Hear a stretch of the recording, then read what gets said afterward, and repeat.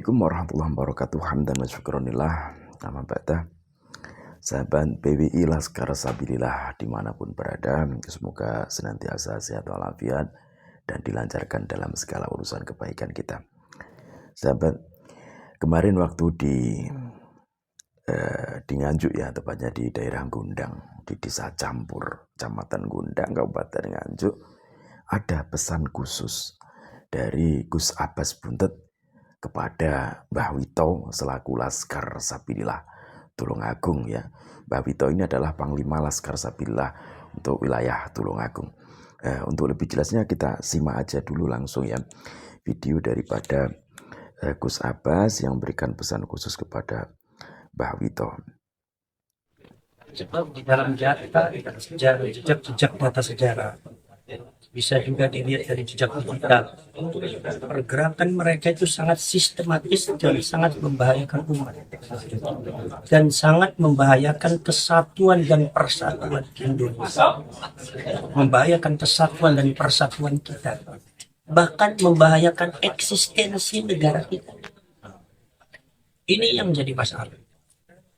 Jadi kita bukan berarti benci terhadap personifikasi Habibnya, personal Habibnya, seseorang Habibnya, bukan. Tetapi ini gerakan mereka itu hampir semuanya itu secara sistematis dan kompak. Di Indonesia melakukan satu gerakan-gerakan yang sangat membahayakan.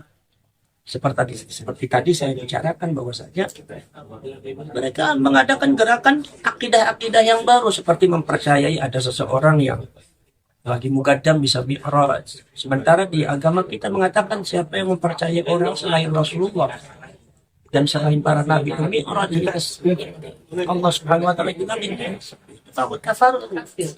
Itu menurut para ulama semua. Sedangkan mereka seperti itu. Dan itu gerakan bukan bohong, itu bukan fitnah, itu real. Dan jejak digitalnya ada, videonya ada, YouTube-nya juga ada.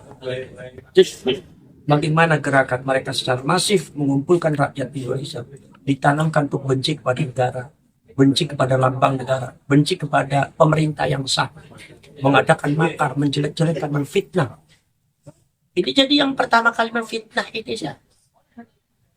Yang pertama kali membuat gerakan makar di negara itu siapa? Yang pertama kali mencaci maki para ulama, para kiai itu siapa?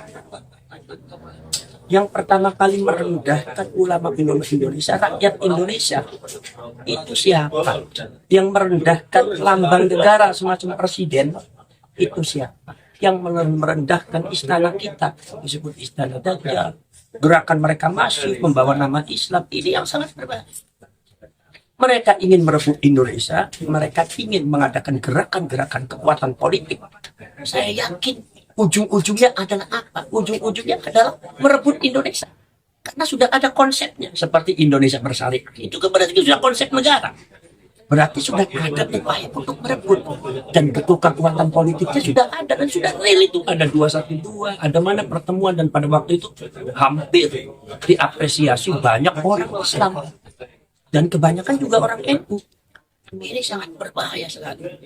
Sangat berbahaya bagi keutuhan kita sebagai bangsa Indonesia. Sangat berbahaya bagi lambang kita, Bhinneka Tunggal Ika, Pancasila, dan Negara Kesatuan Republik Indonesia. Ini Alvin mau apa? Lah ketika kita semua kiainya direndahkan, ulamanya dilecehkan, lambang negaranya dilecehkan, pemerintahnya dijatuhkan harga dirinya. Sampai Masya Allah. Waktu zamannya Pak Jokowi sampai... Saya hanya mencontohkan mereka. Bisa mereka bukan berarti apa-apa. Sekarang supaya mereka menyebutnya Jokowi. Beliau kan sebagai presiden. Tidak pernah terjadi orang Indonesia mengatakan menjelek-jelekan presiden seperti itu. Nanti kalau Pak Prabowo mengadakan gerakan, nanti diapain lagi Pak Prabowo? Jadi setiap orang di Indonesia itu jadi presiden dijelek-jelekan, pemerintahnya dianggap tidak Islami, tidak masuk di dalam isu-isu kebangsaan, isu kenegaraan. Ini ada yang masuk dalam masalah isu kerakyatan seperti masalah ini, masalah ini, masalah ini. Ini mereka membawa Islam, tetapi mereka menjatuhkan peradaban-peradaban dan marwah keislaman, karena menjatuhkan menjadikan ulama itu menjatuhkan marwah keislaman. Kemudian ketika bangsa ini sudah terpuruk, ketika bangsa ini sudah dijelekkan, muruahnya dijatuhkan, lambang negaranya dijatuhkan, ulama kayaknya dilecehkan, kemudian kami sebagai bangsa Indonesia kenapa dilarang untuk membela? Dilarang untuk membela diri, membela bangsa, membela ulama, membela rakyat, membela adat budaya. Bahwa kami adalah bangsa Indonesia punya ciri khas sendiri tentang keislaman. Kami itu bukan Yaman, kami bukan Hadramaut, kami bukan Irak, kami bukan Syria, bukan Afghanistan, bukan Libya. Kami adalah Indonesia. Punya lambang kami Bhinneka Tunggal Ika. Dan ternyata orang banyak memprediksi Indonesia akan pecah. Katanya tahun 98 pecah Indonesia. Seperti Balkan Uni Soviet. Tapi sampai sekarang kata Menteri Agama bisa sekarang. Ada yang mengatakan tahun 2000 sekian pecah, ternyata nggak pecah. Terakhir 2022 katanya pecah, nggak pecah. 2024 katanya pecah. Semua dilewati nggak pecah. Kenapa? Karena kita punya Bhinneka Tunggal Ika, itu falsafah negara kita. Ini kaum Ba'alwi ini sudah mulai mengutak-utik itu. Ini kalau seumpama ini hancur, ditakutkan bangsa ini akan pecah. Rakyat ini akan saling membunuh dan sudah terbukti.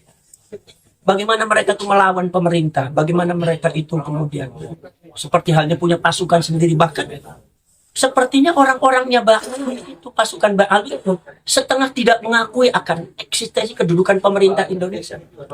Ini kan bahaya bagi kita. Kemudian kita sebagai bangsa Indonesia kenapa tidak boleh membela? Maka di sini ketika seumpama kita sebagai bangsa Indonesia dan rakyat Tulungagung kemudian membela diri, udah kalau begitu, ini tanah-tanah kita, ini rakyat-rakyat kita, ini negara-negara kita, ini air-air kita. Mereka itu adalah pendatang. Kenapa buat kerusuhan? Kenapa memperbudak orang-orang Indonesia? Kenapa menjelek-jelekan orang Indonesia? Bukankah orang pendatang Indonesia yang ada di Saudi walaupun sudah 20 tahun, 50 tahun, orang Indonesia tidak ada yang berani menjelek-jelekan Saudi. Lambang Saudi, ulama Saudi tidak ada. Apalagi sampai mengklaim bahwa Saudi punya Indonesia, tidak akan berani. Termasuk kawan daripada Ba'alwi, apa kaum masyayikh, orang-orang Arab Yaman, orang yang mana bahasa Al-Qatiri, Al-Tabimi, Basalma bin Syu'aib bin Arab. Mereka datang bersama dengan Ba'alwi tahun 1832, tapi mereka tidak pernah mengklaim Indonesia punya milik mereka. Mereka tidak pengen dihormati dan mereka tidak pernah melecehkan Indonesia. Mereka tidak pernah melecehkan lambang negara. Mereka tidak pernah mencaci maki presiden, tidak pernah mencaci maki pemerintah yang sah, tidak pernah melecehkan kiai-kiai, tidak pernah melecehkan Indonesia. Kalau Ba'alwi berbuat seperti itu, maka ini harus dihentikan. Maka di sini adalah gerakan. Jadi kalau menurut saya, kalau masyarakat Tulungagung ya, dengan itu kan digagas di dalam Alhamdulillah itu mengadakan gerakan terutama anti Ba'alwi, itu menurut saya ada fantasi karena dalam rangka membela diri, membela bangsa, membela negara, membela luhur, termasuk membela agama, termasuk membela Rasulullah. Apalagi Allah sudah membuktikan, sudah menunjukkan berdasarkan ilmiah bahwasanya mereka bukan cucunya Rasulullah dan mereka cuma mengaku-ngaku mereka dari kalangan Yahudi. Itu berdasarkan data sejarah dan kitabnya ada.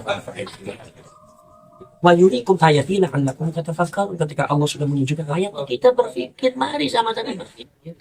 Bukan saling membenci, bukan kita dituduh memecah belah. Siapa yang memecah?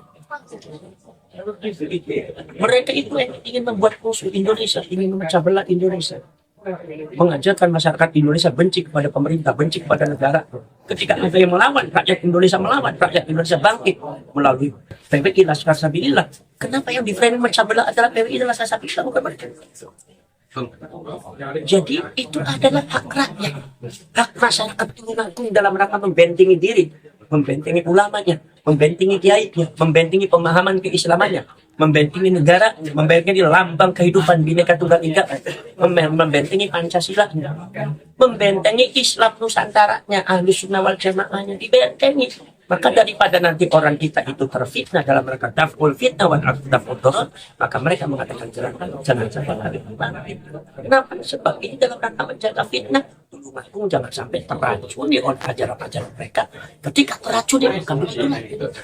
Akhirnya benci ke sini sama. Memframing PWI seperti ini, memframing PWI seperti ini, Laskar ini seperti ini. Ketika kita melawan di framing, adanya fitnah. Pembelaannya tidak. Tapi itu Saya sangat menyayangkan sekali, dan saya minta kepada para pejuang dan masyarakat Tulungagung jangan sampai kabur.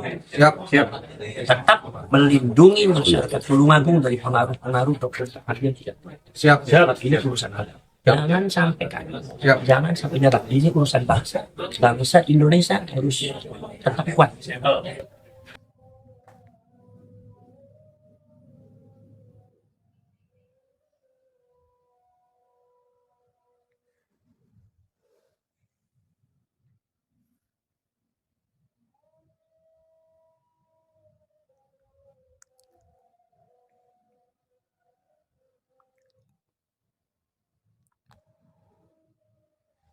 Oke teman-teman, semoga dapat dipahami dan sampai di masyarakat Tulungagung ya, apa pesan yang disampaikan Gus Abbas kepada Mbak Wito untuk keutuhan negeri ini.